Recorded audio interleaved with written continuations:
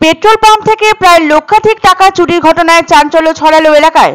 ঘটনাটি ঘটেছে উত্তর দিনাজপুর জেলার চোপড়া থানার একটি বেসরকারি পেট্রোল পাম্পে। গভীর রাতে সুযোগ বুঝে পেট্রোল পাম্পের অফিসের শিকল কেটে ও আলমারি ভেঙে লক্ষাধিক টাকা নিয়ে চম্পট দেয় দুষ্কৃতীরা। পেট্রোল পাম্পের কর্মীরা বলেন, তারা যখন সকালে ঘুম থেকে ওঠেন দেখেন তাদের ঘরের দরজা বাইরে থেকে বন্ধ করা হয়েছে। তাই পার্শ্ববর্তী একজন লোককে ডেকে দরজাটি খুলে পাম্প খুলতে গেলে দেখেন আলমারির দরজা ভাঙা এবং ভেতরে রাখা প্রায় লক্ষাধিক টাকা গায়েব। পরবর্তীতে এই বিষয়ে চোপড়া থানায় জানানো হলে ঘটনাস্থলে পৌঁছায় চোপড়া থানার পুলিশ। ইতিমধ্যেই ঘটনা তদন্ত শুরু করে দেওয়া হয়েছে। বর্তমানে চুরি ছিনতাইয়ের ঘটনায় জেরবার রাজ্যবাসী। খবরের কাগজের পাতা উল্টালেই চুরি ছিনতাইয়ের খবর চোখে পড়ছে হরদম। আর উত্তর দিনাজপুর জেলা যেন বর্তমানে চোরেদের স্বর্গরাজ্যে পরিণত হয়েছে। আখছাড় চুরির ঘটনা শোনা যাচ্ছে চোপড়া সহ উত্তর দিনাজপুরের নানান এলাকায়। এলাকাবাসীর অভিযোগ, তালা বন্ধ করে একদিনের জন্য বাড়ি ছেড়ে কোথায় যাওয়ার জো নেই তাদের। কোন ফাঁকে চোর এসে সবকিছু সাফ করে দিচ্ছে তার সন্ধান মিলছে না। বুধবার গভীর রাতে লক্ষাধিক টাকা চুরি হলো চোপড়া থানার এক বেসরকারি পেট্রোল পাম্প থেকে। এই ঘটনার জেরে রীতিমতো সরগরম ওই এলাকায় প্রয়োজনীয় নিরাপত্তাটুকুও প্রশাসন দিতে পারছে না বলে অভিযোগ করছেন স্থানীয় বাসিন্দারা। 2024 ডিসেম্বর মাসে মধ্যপ্রদেশের মাচলপুর জেলায় সোয়াত কালান সুজলপুর সড়কের ঠিক ওপরে একটি পেট্রোল পাম্পে চুরির ঘটনা ঘটেছিল। সেক্ষেত্রে দোকানে ঢোকে পুজো করে তারপর লক্ষাধিক টাকা হাতিয়ে নিয়ে পালিয়ে গিয়েছিল চোর।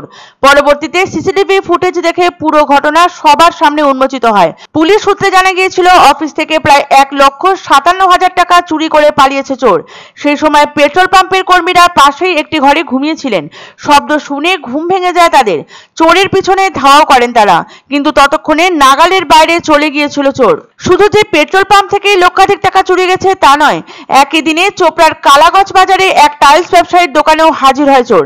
জানা যায় ওই দোকানে একবার 3টি লোহার স্ট্যান্ড চুরি করেছিল সেই দুষ্কৃতী, কিন্তু মন ভরেনি তার। তাই ফের একই দোকানে আবার চুরি করতে গিয়ে হাতে নাতে ধরা পড়ল চোরটি। প্রথমবার তার কৃতকর্ম সিসিটিভি ক্যামেরায় ধরা পড়লেও চোরকে শনাক্ত করা সম্ভব হয়নি। তবে দোকান মালিক তথা টাইলস ব্যবসায়ী বিশ্বজিৎ দেবনাথ অনুমান করেছিলেন যে চোরটি আবার ফিরে আসতে পারে। তাই তিনি নিজের অ্যান্ড্রয়েড ফোনের মাধ্যমে সরাসরি সিসিটিভির ফুটেজ পর্যবেক্ষণ করছিলেন। তার অনুমান সত্যি করে বুধবার ফের চুরির উদ্দেশ্যে দোকানে আসতেই হাতে নাতে ধরা পড়ে যায় চোরটি। পুলিশ দ্রুত ঘটনাস্থলে পৌঁছে চোরকে আটক করে। চোপড়াবাসীর দাবি, রাতে নিরাপত্তা ব্যবস্থা আরো জোরদার করা হোক, পুলিশের টহলদারি বাড়ানো হোক।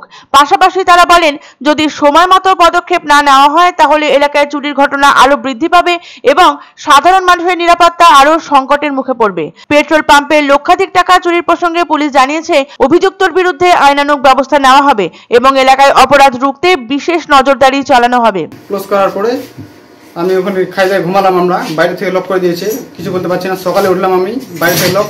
তারপরে এটা আমরা দেখছি তো অফিস, আমি তালা নিয়ে চাবি নিয়ে আসছি। অফিস খোলা আর গডরেজও খোলা, সব কিছু খোলা আছে। খোলার পরে তারপরে দেখছি তো ক্যাশ কিছু নেই, টাকা পয়সা নেই। ক্যাশ মোটামুটি 1.5 লাখের কাছাকাছি।